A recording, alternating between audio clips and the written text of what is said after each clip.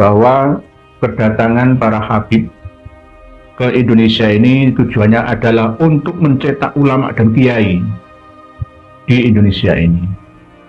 Sudah pernah saya counter, saya lawan dengan itu bohong. Mana bukti ya kalau itu bohong? Ya tidak semuanya 100% bohong, ya nggak ada benarnya, tapi cuma sedikit benarnya. 80% salah. Dasarnya dari mana? Harus ada data referensi. Kalau tidak ada, berarti saya fitnah. Datanya ada, referensinya ada di kitab Al-Istizadah, ya, halaman 75, juz 2. Halaman 75, juz 2.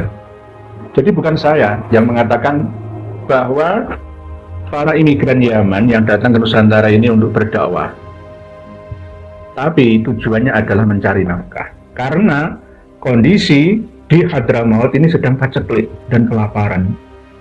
Tidak hanya sekarang, sejak dulu, karena memang letak geografis, ya, Yaman, baik itu selatan atau Yaman utara, ya tidak memungkinkan untuk tumbuh suburnya biji-bijian, ya, pertanian, pertambangan, dan semua sarana dan prasarana kehidupan, penunjang kehidupan manusia.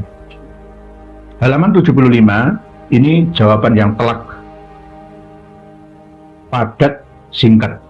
Amma awamilul hijrah fa'ahamuha, adapun tujuan daripada hijrah, pindah dari Yaman, dari Hadramaut, bahkan dari Tarim dan sekitarnya, dari Khusaisah dan sekitarnya ke Nusantara itu fa'ahamuha, mongko utawi luwih penting-pentingi hijrah iku doiku ma'isyatin, sebab rupeke pangupa jiwa.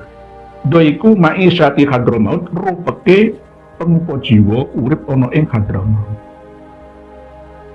Nah, ini jelas bahwa alasan utama hijrahnya Ba'alawi dan non-Ba'alawi ke Nusantara itu adalah karena di sana itu paceklik. Tidak ada pekerjaan, ya, tidak ada penghasilan. Di Hadramaut rata-rata wataka turul Alawiyin nabiha, dan semakin bertambah banyaknya keturunan Alawi di Hadramaut. Anak cucunya banyak. Jadi lapangan pekerjaan sulit, terus hasil bumi juga tidak bisa mencukupi kebutuhan, mengcover seluruh kebutuhan penduduk Hadramaut yang semakin lama semakin bertambah jumlahnya. Jadi kalau Alawi atau Rabithah Alawiyah masih ngeyel, saya datang dan datuk-datuk kami ke Nusantara untuk mencetak kiai dan mencetak ulama, benar. Kiai dan ulama yang terus sampai seumur hidupnya mengabdi kepada Habib.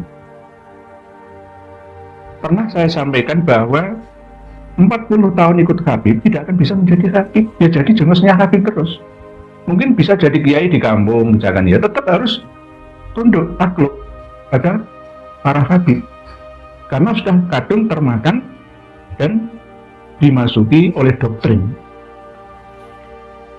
Sebenarnya Ustadz Gilang Al-Ghifari itu kan ya bukan Habib, ya, tapi perilakunya macak Habib. Niru gurunya siapa? Habib Bakar bin Sumaid. Oleh sebab itu, tujuan mereka datang ke Nusantara ini untuk mencari nafkah, untuk mencari uang, mencari sumber penghidupan yang layak, yang menjanjikan masa depan. Karena di sana tidak ada harapan hidup layak. Bahkan dari keseluruhan penduduk Hadramaut khususnya, dan yang ada di sekitar Hadramaut, itu 2/3 itu secara bergelombang, bertahap pindah dari sana ke Nusantara. Saking enaknya hidup di sini, saling mengkabari satu sama lain, teman-temannya, saudaranya, tetangganya, akhirnya ikut-ikutan adu nasib di negeri kita ini. Mereka, Ba'alawi itu hanya menghormati sesama mereka yang sekufu. Kalau antar sesama Habib, oh mereka benar-benar soal rebutan juga. Tapi kalau kiai itu hanya kiai-kiai penting yang punya nama. Jadi cukup 2 patah kata untuk membantah bahwa kedatangan para Habib dari Yaman, Hadramaut ke Nusantara kita ini kata Habib Taufik bin Abdul Qadir As-Segaf untuk mencetak kiai dan ulama cukup 2 kata ini. Apa?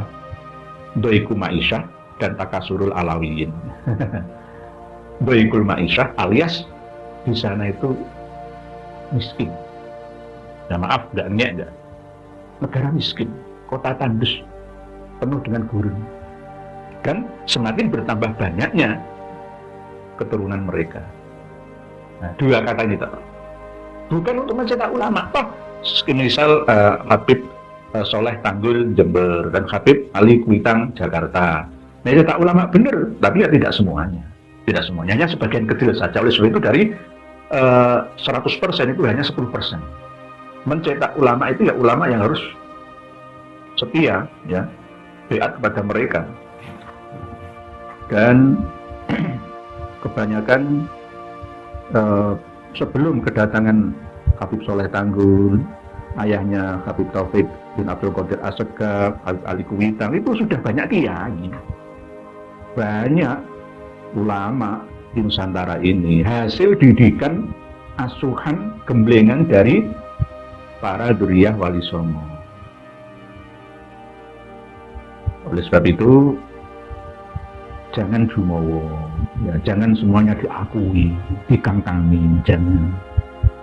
Sampai sekarang merasa paling tinggi derajatnya sehingga merendahkan lainnya.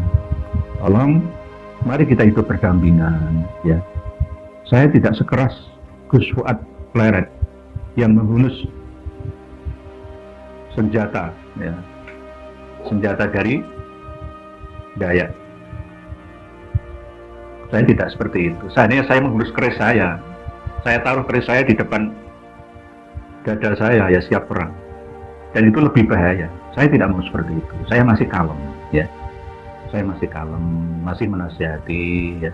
Dan alhamdulillah, ya tidak banyak. Walaupun tidak banyak, yang penting ada habib-habib yang sadar, merenung. Ternyata selama ini keliru tingkah laku, pola mereka. Ada yang salah, ada yang perlu dibenahi. Para pemirsa dan pendengar sekalian, jawabannya adalah halaman 75 juz 2 kitab Al-Istizadah, juz awal sih, ini juz awal, maaf. Juz awal, juz pertama. Sekali lagi ini juz pertama.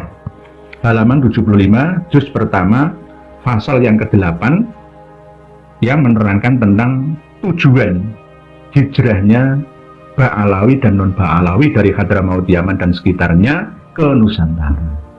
Bukan untuk mencetak kiai dan ulama, bukan, tapi untuk mencari kehidupan yang lebih baik, alias karena di sana miskin, ya, negara miskin, tidak ada penghasilan, ya, doiku ma'isyah, ya, dan semakin bertambahnya penduduk Hadramaut termasuk keturunan Ba'alawi, sehingga akses lapangan kerja sulit didapatkan di sana.